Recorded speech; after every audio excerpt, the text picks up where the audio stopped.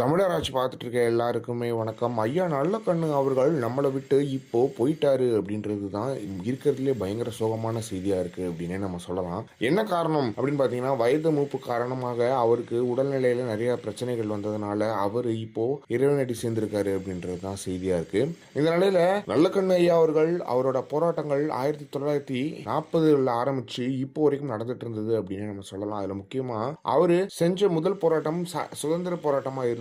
அதுக்கப்புறம் அவர் இப்போ வரைக்கும் தமிழ்நாட்டில் நடந்த எல்லா போராட்டங்களுக்குமே அவர் துணை நின்றுருக்காரு. பாதி நாட்கள் அவரோட வாழ்க்கையின் பாதி நாட்களை சிறையிலே கழிச்சிருக்காரு அப்படின்றது ரொம்ப முக்கியமான விஷயமா இருக்கு. எனவே ஐயா நல்லக்கண்ணு அவர்கள் மறைந்தது செய்தி நம்ம கிட்ட சேர்றதுக்கு முன்னாடியே சீமான் அவர்கள் ஹாஸ்பிட்டல்ல முதல் ஆளாக போய் அஞ்சலி செலுத்த போயிருக்காரு அப்படின்றது தான் செய்தியா இருக்கு.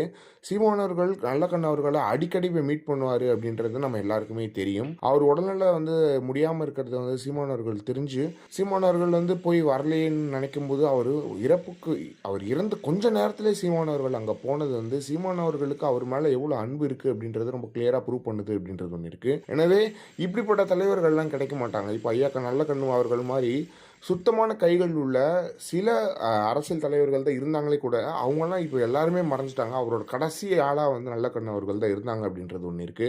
நல்லக்கண்ணு அவர் மாதிரியான அரசியல் தலைவர்கள் இனி கிடைக்க மாட்டாங்க அப்படின்றதுல எந்த ஒரு சந்தேகமே கிடையாது.